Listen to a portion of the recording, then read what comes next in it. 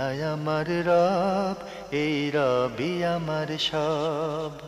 দামে দামে তন মনে তারি অনুভব। তোমার দুনিয়াতে আমি যেদিকে তাকাই, অথই নিয়ামতে ডুবে আছি সবাই। পাক পাখালির গানে শুনি তসবিহ কলরব, তসবিহ কলরব। আল্লাহ আমার রব, এই রবি আমার সব। আসসালামু আলাইকুম। প্রিয় দর্শক, আপনারা কেমন আছেন? সবাই ভালো থাকুন, সেটা আমাদের একান্ত কামনা। শুরু হলো এনটিভি আয়োজিত এবং লাভ হিলো নিবেদিত অনুষ্ঠান আপনার জিজ্ঞাসা। আপনাদের সাথে আছি আমি জয়নুল আবেদিন আজাদ। আর আজকে আমাদের মাঝে অতিথি হিসেবে উপস্থিত আছেন বিশিষ্ট আলেম ডক্টর মোহাম্মদ মতিউল ইসলাম। আসসালামু আলাইকুম ওয়া রাহমাতুল্লাহি ওয়া বারাকাতুহু। প্রিয় দর্শক, চলুন তাহলে জিজ্ঞাসার জগতে। শুরুতে একটি ইমেল পাঠিয়েছেন মোহাম্মদ ওমর ফারুক, বক্সিবাজার, ঢাকা থেকে। লিখেছেন, এনটিভিকে অনেক অনেক ধন্যবাদ আপনার জিজ্ঞাসার মতো এমন সুন্দর অনুষ্ঠান আমাদের উপহার দেওয়ার জন্য। আমি অনুষ্ঠানের নিয়মিত দর্শক। আপনারা যারা এই অনুষ্ঠানের জন্য সময় দিচ্ছেন তাদের জন্য অনেক অনেক দোয়া। আলহামদুলিল্লাহ। আপনার প্রশ্ন, আমি আল্লাহকে সব সময় খুশি রাখতে চাই, আমার কি করণীয়? বিস্তারিত জানালে খুব খুশি হতাম। বিসমিল্লাহ, আলহামদুলিল্লাহ, ওয়াসসালাতু ওয়াসসালামু আলা রাসূলিল্লাহ ওয়া বাদ। অত্যন্ত জীবন ঘনিষ্ঠ প্রশ্ন করেছেন যে আল্লাহর নৈকট্য লাভের জন্য আমরা কি করতে পারি। আল্লাহর নৈকট্য লাভের জন্য এবং সব সময় যেটা করেছেন সেটা হচ্ছে সর্ব অবস্থায় আল্লাহ তাআলাকে ভয় করে চলা। ইত্তাকিল্লাহা হাইসুমা কুন্ত, আল্লাহ রাসূল বলেছেন যেখানেই থাকো আল্লাহকে ভয় করে চলো। আপনি বললেন আল্লাহকে ভয় করে চলো, এর সাথে দ্বিমত প্রশ্ন করার কোনো অবকাশ নেই।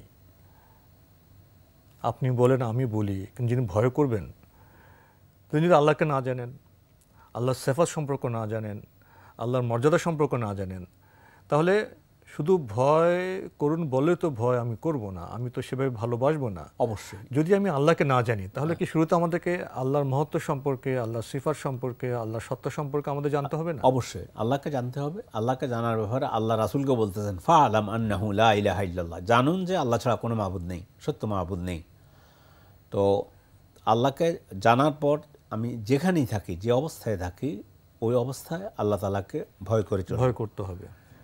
এই তাকওয়ার শব্দের ব্যাখ্যা দিতে গিয়ে ইমাম ইবনে তাইমিয়া রাহিমাহুল্লাহ তিনি বলেছেন, আত-তাকওয়া আন তাজআল বাইনাকা ওয়া বাইনা আযাবিল্লাহি ওয়িকায়া বিত্তিখাযি আওয়ামিরিল্লাহি ওয়া ইজতিনাবি নাওয়াহি।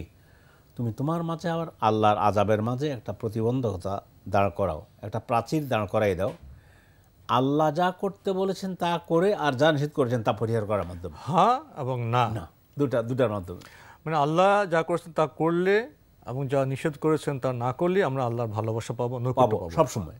আর বিশেষ করে সলাতের মাধ্যমে আল্লাহর নৈকট্য লাভের জন্য সলাত হচ্ছে সবচেয়ে উত্তম পন্থা।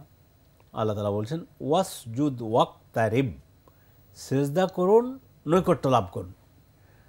সহিহ হাদিসের মধ্যে এসেছে, রাসূলুল্লাহ বলেছেন যে বান্দা সিজদার মাধ্যমে আল্লাহর এত নিকটবর্তী হয়ে যায়, আর কোনো আমলের মাধ্যমে এত নিকটবর্তী হতে পারে না। এছাড়াও আরও যে সমস্ত আমলগুলোর কথা বলবো, নফল সলাত, নফল রোজা, এগুলো আদায়ের মাধ্যমে হাদিসের মধ্যে আসছে আল্লাহ রাসূল বলেছেন হাদিসে কুদসি যে আল্লাহ বলেন, বান্দা আমি যা ফরজ করেছি এর মাধ্যমে আমার নৈকট্য লাভ করতে থাকে। সবচেয়ে বেশি আমার প্রিয় হলো বান্দা আমি যে সমস্ত কাজ ফরজ করেছি সেগুলো আদায় করা। ওয়ামা ইয়াজালু আবদি ইয়াতাকারাবু ইলাইয়া বিন-নওয়াফিল, এবং আমার বান্দা যখন নফল নামাজ পড়তেই থাকে, নফল ইবাদত করতে থাকে, সে আমার নৈকট্য লাভ করতেই থাকে, হাত্তা উহিব্বাহু, আমি তখন তাকে ভালোবাসতে শুরু করে দিই। আল্লাহকে ভালোবাসতে গেলে, আল্লাহর নৈকট্য পেতে চাইলে, আল্লাহকে খুশি করতে গেলে মানুষকে তো কোনো অবস্থা কষ্ট দেওয়া যাবে না, মানুষের অধিকার তো ক্ষুণ্ণ করা যাবে অবশ্যই নয়। তাহলে এই দুটি কাজ থেকে মানুষের অধিকার রক্ষা এবং কষ্ট না দেওয়া, যেখানে থাকে ওই যে বান্দাকে যদি কষ্ট দিয়ে আল্লাহ কিভাবে খুশি হবে? হতে পারে না। অথচ আমরা ঘরে বাইরে পেশাগত জীবনে আমাদের কণ্ঠ দিয়ে, আমাদের কলম দিয়ে ভাষা দিয়ে আমরা কত মানুষের কষ্ট করতে দিচ্ছি আমরা। আল্লাহ রাসূল একটা হাদিসের মধ্যে বলছেন, আল মুসলিমু মান সালিম আল মুসলিমুনা মিন লিসানিহি ওয়া ইয়াদিহি, প্রকৃত মুসলমান ওই ব্যক্তি যার রসনা, যার জিহবা থেকে এবং হাত থেকে অন্য মুসলমান নিরাপদ থাকে। এজন্য তাহলে আল্লাহর নৈকট্য পেতে হলে, আল্লাহকে খুশি করতে হলে, যেমন আপনি কিছু মৌলিক ইবাদতের কথা বলেছেন, সাথে সাথে মানুষকে কষ্ট দেওয়া যাবে না, মানুষের অধিকার নষ্ট করা যাবে না। যাবে তো নাই, বরং মানুষের সম্পর্কে লেনদেনের ব্যাপারে আল্লাহ তাআলা এত চমৎকার কথা বলেছেন। তিনি বলতেছেন, অকুলু লিন্নাসি হুসনা, মানুষের সাথে উত্তম আচরণ করো, উত্তম ব্যবহার করো। গোটা পৃথিবীর সকল মানুষ, স্বয়ং রাসূল সাল্লাল্লাহু আলাইহি ওয়াসাল্লামকে আল্লাহ বলেননি তুমি যদি কোমল ব্যবহারের অধিকারী না হতে, সুন্দর ব্যবহারের অধিকারী না হতে, মানুষ তোমার থেকে দূরে সরে যেত। ওয়ালাউ কুনতা ফাযযান গালিযাল কালবি লানফাদ্দু মিন হাওলিক ফাবিমা রাহমাতিন মিনাল্লাহি লিনতা লাহুম, আল্লাহর অনুগ্রহে আপনি তাদের প্রতি কোমল হয়েছেন। ওয়ালাউ কুনতা ফাযযান গালিযাল কালব, যদি কঠোর হৃদয়ের হতেন তো মানুষ আপনার নিকট থেকে দূরে সরে চলে যেত। আমরা আল্লাহর দয়া চাই, আল্লাহ ভালোবাসা চাই, তাহলে আমাদের তো মানুষকে দয়া করতে হবে, ভালোবাসতে হবে অবশ্যই। প্রসঙ্গত আরেকটি বিষয় আপনার সামনে পেশ করতে চাই আমাদের এই ভাই চমৎকার প্রশ্নের প্রেক্ষাপটে। ওই যে কথাটি ইন্নাল্লাহা মা'আস সাবিরিন, জি, এটা কতটা গুরুত্বপূর্ণ? অবশ্যই। মানে ফাআকিবু বিমিসলি মা উকিবতুম বিহি ওয়ালা ইন সাবারতুম লাহুয়া খায়রুন লিস-সাবিরিন, তোমাকে যদি কেউ আঘাত করে তো তুমি ওই সমপরিমাণ আঘাত করার জন্য তোমাকে অনুমতি দিলাম, তবে যদি ধৈর্য ধারণ করে সেটা থেকে বিরত থাকতে পারো তাহলে তো এটা আল্লাহর কাছে অনেক বড় ব্যাপার। এবং ধৈর্যশীলদের কাছেই সাথে আল্লাহ থাকবে, আল্লাহ থাকেন।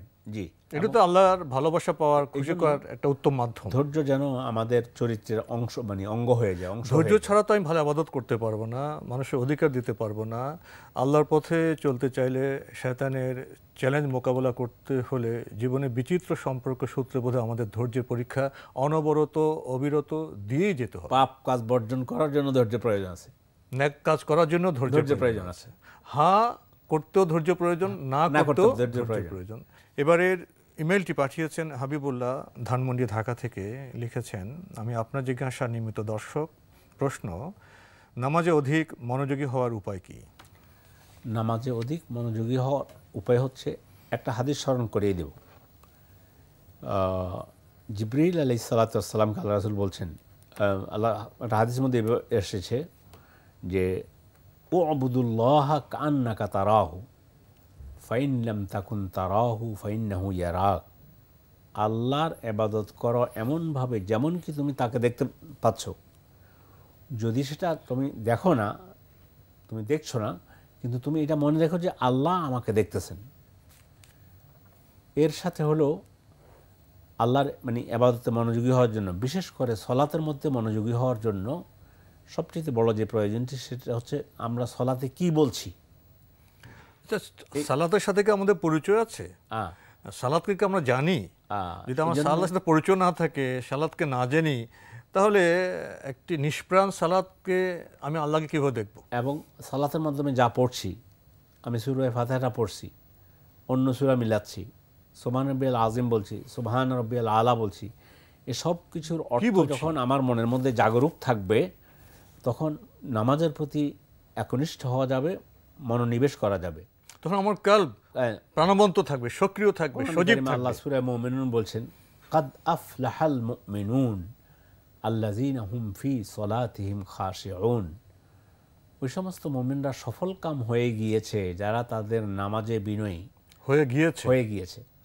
এই জন্য নামাজে বিনয়ী হওয়ার জন্য নামাজ যে কথাগুলো বলতেছি, আমি বলতেছি যখন বলবো আলহামদুলিল্লাহি রাব্বিল আলামিন, সমস্ত প্রশংসা আল্লাহর জন্য। আমি যখন বলবো মালিক ইয়াউমিদ্দিন, তিনি বিচার দিবসের মালিক, তখন আমার মনের মধ্যে জাগরুক থাকবে যে আমার কিয়ামতের দিন আল্লাহ তাআলা হিসাব নেবেন, এবং সেই হিসাব নিতে গিয়ে আমি আমার হিসাব দিতে পারবো কিনা, এই ধরনের যখন কথাগুলো মনের মধ্যে থাকবে, আমি আল্লাহর কাছে সিরাতুল মুস্তাকিম চাচ্ছি। তা ওই যে কথাটি ইয়্যাকা না'বুদু ওয়া ইয়্যাকা নাস্তাইন, কি বলছি আমরা? আপনার জন্য ইবাদত করি এবং আপনার কাছে সাহায্য চাই। আর কারো কাছে সব কিছু যখন আমার মনের মধ্যে জাগরুক থাকবে তখন আমি ইবাদতের প্রতি, বিশেষ করে নামাজের প্রতি মনোযোগী হতে পারবো। আর সব সময় আল্লাহর বড়ত্ব, আল্লাহর মহত্ব যদি আমার অন্তরের মধ্যে জাগরুক থাকে তাহলে আমি মানে আল্লাহর ইবাদতে বেশি মনোযোগী হতে পারবো। একটি বিষয় দেখে আসতে পারে, সেটা হলো তাহারা বাহ্যিক যে আপনার পবিত্রতা এবং অন্তরে যে পবিত্রতা, এই দুটি প্রস্তুতি নিয়ে বোধহয় নামাজের মাসাল্লায় দাঁড়ানো উচিত। জি, আমার অন্তর পবিত্র না কিন্তু বাহ্যিক জামা কাপড় পবিত্র আছে, তাহলে তো সেই নামাজও আল্লাযীনা হুম ইউরাউনা ওয়ায়ামনাউনাল মাউন, এখানে যে লোক দেখানো, অন্তর পরিষ্কার না, লোক দেখুক আমি খুব নামাজ, প্রদর্শন ইচ্ছা। তারপর আমার আপনার দেহ পবিত্র নয়, আমি যে পোশাক পরছি পোশাক পবিত্র নয়, আমার সাথে হারামের সম্পর্ক, জি, তাহলে সেখানে তো নামাজে হওয়া যাবে না। হারাম খেয়ে এবাদত করলে সে এবাদত আল্লাহ তাআলা কবুল করবেন না। সহিহ সুন্নাতে এসেছে, আল্লাহ রাসূল সাল্লাল্লাহু আলাইহি ওয়াসাল্লাম বলেছেন যে, হাদিসের মধ্যে এভাবে এসেছে কথাটা, রাসূল সাল্লাম বলেন, এক লোক বহু দূর থেকে সফর করে এসেছে, তারপরে আকাশের দিকে তাকিয়ে বলতেছে, ইয়া রব ইয়া রব, ওয়া মাতআমুহু হারামুন ওয়া মাশরাবুহু হারামুন ওয়া মালবাসুহু হারামুন ওয়াগুযিয়া বিল হারাম ফাআন্না ইউস্তাজাবু লিযালিক। সে এসে বলতেছে, হে রব, হে আল্লাহ, হে আল্লাহ, আমাকে অমুক জিনিস দিন, অমুক জিনিস দিন, কিন্তু তার খাওয়া হারাম, পানীয় হারাম, পরিধেয় বস্ত্র হারাম, এর দোয়া আল্লাহ তাআলা কীভাবে কবুল করবে? দর্শক, আমরা অনেকগুলো চমৎকার বিষয় সম্পর্কে অবগত হলাম।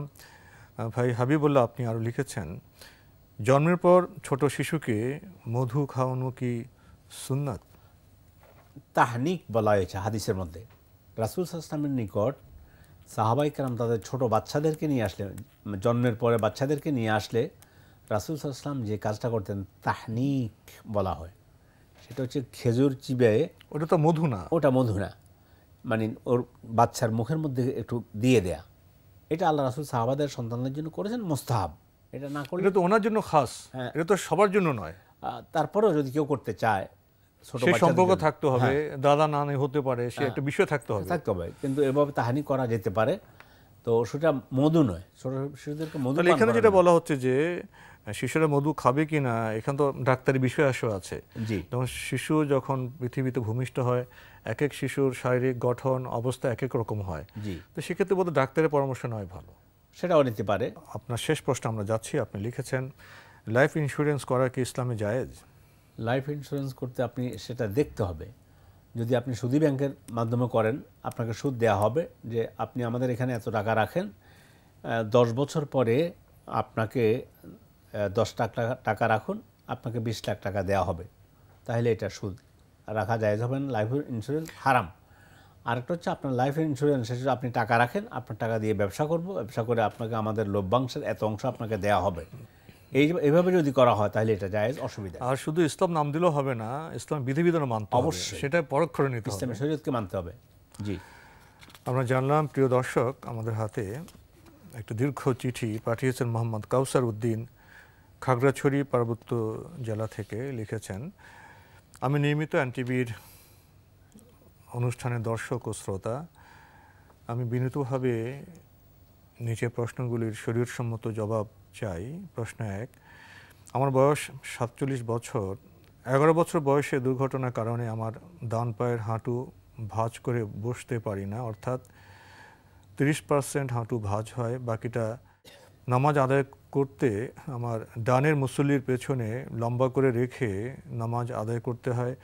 এই অবস্থায় নামাজ আদায়ে অসুবিধা হয় এবং বিষয়টি দৃষ্টিকটু ও বটে। এই অবস্থায় পেছনে চেয়ার রেখে দাঁড়িয়ে নামাজ আদায় করলে শুধুমাত্র রুকু সেজদার বেলায় বসে শূন্যে রুকু সেজদা করলে নামাজ সহি হবে কি? হ্যাঁ, চমৎকার কথা বলেছেন। আলহামদুলিল্লাহ, আপনার নামাজ হয়ে যাবে। ইসলাম মা জাআলাল্লাহু ফিদ-দীনি মিন হারাজ, কাঠিন্য নেই, কোনো কাঠিন্যতা নেই। ফাত্তাকুল্লাহা মাস্তাতাতুম, আল্লাহকে ভয় করার সাধ্য অনুযায়ী যতটুকু সাধ্যে আছে। যুদ্ধ আমার সামর্থ্য আল্লাহ তাআলা করেছেন। এইজন্য জুলুম অন্যের প্রতিও করা যাবে না, নিজের প্রতিও করা যাবে না। এইজন্য আপনি যে কথা বলেছেন, রাসূল সাল্লাল্লাহু আলাইহি ওয়াসাল্লাম সাহাবাকে বললেন, সল্লি কাইমান, দাঁড়িয়ে নামাজ পড়ো। ফাইন লাম তাস্তাতি ফাকাইদান, যদি যেটা সম্ভব না হয় তাহলে বসে পড়ো। ফাইন লাম তাস্তাতি ফাআলা জামবিক, যদি এটাও সম্ভব না হয় শুয়ে পাঁজরের উপরে ভর করে তুমি সালাত আদায় করো। সহজ করে দিয়েছেন। এই জন্য আলহামদুলিল্লাহ, আমরা প্রথম আপনার জন্য দোয়া করি, আল্লাহ আপনাকে সুস্থতা দান করুন। আর আপনি যেভাবে বলেছেন এইভাবে আপনি চেয়ারে বসে নামাজটা আদায় করবেন। নামাজ আদায় করার সময় সূরা কেরাত তো পড়লেন বসে বসে, রুকুর জন্য এবং সেজদার সময়ে হাত হাঁটুর উপরে থাকবে, হাত সামনের দিকে এভাবে যাবে না, এই কথাটা খেয়াল রাখা দরকার। কারণ হাত আপনার হাঁটুর উপর থাকবে, এমন শূন্যে শূন্যের উপর করবে, শূন্যের উপরে আপনি আর যদি সম্ভব হয় দাঁড়িয়ে উনি আপনার সূরা পাঠ করতে পারেন, সূরা পাঠ করতে পারবেন।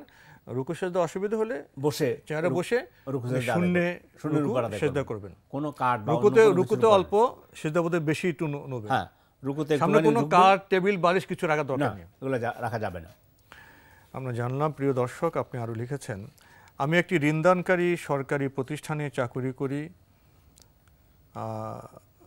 ঋণ যেখানে সুদের হিসাব নিকাশ সেখানে থাকি। এই ঋণের অর্থ সুদ থেকে নয়, আমার বেতন অ্যাকাউন্টস অফিসের মাধ্যমে সোনালী ব্যাংক থেকে হয়। সুদভিত্তিক প্রতিষ্ঠান হওয়ার কারণে আমার চাকরি বৈধ কিনা? শুধু সুদভিত্তিক প্রতিষ্ঠান হওয়ায় আমি বেঁচে থাকলে আগামী 5 বছর পর পেনশনে যেতে ইচ্ছুক। এই নিয়তের কারণে আগামী আরও 14-15 বছর চাকরি রেখে পেনশনে গেলে আল্লাহর কাছে এই চাকরিকালীন সময়ের গুনাহ থেকে মাপ পাবো কি? আপনি তো নিজে বুঝেছেন, কিছু কথা আপনি নিজেও বলে দিয়েছেন যে সুদভিত্তিক কারবার ইসলাম কোনো অবস্থায় সমর্থন করে না। সুদভিত্তিক কারবার ব্যাপার মানে সুদ যে লেখে, সুদ যে দেয়, সুদ যে খায়, সুদের যে সাক্ষী থাকে, সবার উপরে অভিসম্পাত করা হয়েছে, অভিশপ্ত। হাদিসের মধ্যে এসেছে, লানাল্লাহু আকিলার রিবা ওয়া মুকিলাহু ওয়া শাহিদাইহি ওয়া কাতিবাহু। আল্লাহর অভিশাপ যে সুদ খায়, যে সুদ দেয়, যে সুদ লিখে রাখে, যে সুদের সাক্ষী থাকে। তো এই জন্য আমরা এতটুকু বলতে পারি যে আপনি চেষ্টা করুন, আল্লাহকে ভয় করে আপনি সুদি কারবারটা ছেড়ে দেন, হালাল পথে চলার চেষ্টা করুন। সূরা তালাকের 4 নম্বর আয়াতটা নিজে বাসায় বসে বসে দেখবেন।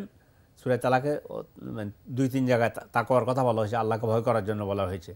4 নম্বর আয়াতটা বিশেষ করে আপনি দেখবেন এবং আল্লাহর রহমতের উপরে ভরসা করে আপনি মানে হালাল উপার্জন করার চেষ্টা করুন। আল্লাহ তাআলা আপনার জন্য পথ বের করে দিবে, এটা আল্লাহ তাআলার ওয়াদা। আর এটা আপনার সামনে পরীক্ষাও। মানে এটি সরকারি প্রতিষ্ঠানে কাজ করছেন, ঋণ দান করা তাদের কাজ। উনিও জানেন যে সুদের হিসাব নিকাশ সেখানে থাকে।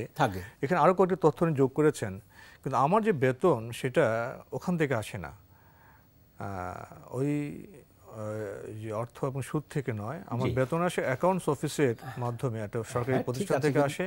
এরপর উনি বলছেন আমার চাকরি তো আরও 14-15 বছর আছে, আমি 5 বছর পরে পেনশন চলে যেতে চাই। অলরেডি উনি সিদ্ধান্ত নিয়ে নিয়েছেন উনি 14-15 বছর কাজ করবেন না, ওনার মধ্যে তো আপনার অনুতাপ অনুশোচনা আছে, উনি আর 5 বছর পরে চাকরি ছেড়ে দেবেন, যদিও ওনার চাকরি আরও প্রায় 15 বছর আছে। এটাও তো ওনার একটা সিদ্ধান্ত, উনি এগিয়ে এসেছেন। এবং এটা বলছেন যে এই যে আমি আরও 14 বছর বা 10 বছর কাজ করব না, হ্যাঁ, তো আমি 10 বছর আগে পেনশন নিয়ে নিচ্ছি, এই কারণে আমার এই যে উদ্যোগ অনুতাপ, এই কারণে কি আমার বিগত দিনের গুনাহ মাফ হবে কিনা।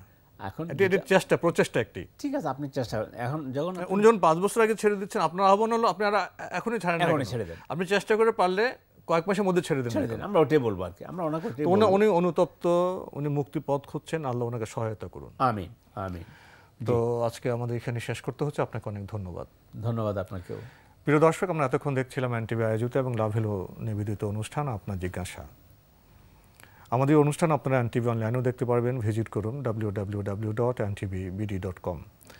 এছাড়া ইউটিউবে এবং আমাদের ভেরিফাইড ফেসবুক পেজে অনুষ্ঠান দেখতে পারবেন।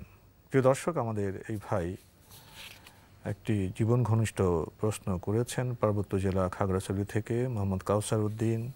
পেশে আমরা ঢুকে পড়ি, জ্ঞানের একটি প্রাথমিক পর্যায়ে আমরা থাকি, আবার জ্ঞান অর্জন করার পর দেখি পিছনে অনেক কিছু ভুল। আমাদের এই ভাই সেই ভুলে থাকতে চাচ্ছে না, উনি সংশোধন হতে চাচ্ছেন, কিছু সিদ্ধান্ত নিচ্ছেন। জীবনের এই যে দ্বন্দ্ব, ভালো মন্দের, হারাম হালালের, এটা কিন্তু ঈমানের পরিচয়, হতাশ হওয়ার কারণ নেই। আসুন আমরা একটু চেষ্টা করি, আল্লাহর কাছে আমরা দোয়া করি, তাহলে হয়তো আমরা সংস্কারের এবং শুদ্ধির পথে সফল হতে পারবো। প্রিয় দর্শক, চিঠি লিখুন, প্রশ্ন পাঠান আমাদের ঠিকানায়। পরিচালক আপনার জিজ্ঞাসা, এনটিভি, বিএসসি ভবন, 7ম তলা, 102 কাজী নজরুল ইসলাম এভিনিউ, কারওয়ান বাজার, ঢাকা 1215। আপনারা ইমেলও করতে পারেন, আমাদের ইমেল অ্যাড্রেস আপনার জিজ্ঞাসা @ntvbd.com। মহান আল্লাহ আমাদের সবাইকে নিরাপদে রাখুন, রাখুন শান্তিতে। আসসালামু আলাইকুম। আল্লাহ আমার রব, এই রবি আমার সব, দামে দামে তন মনে তারি অনুভব। আল্লাহ আমার রব, এই রবি আমার সব।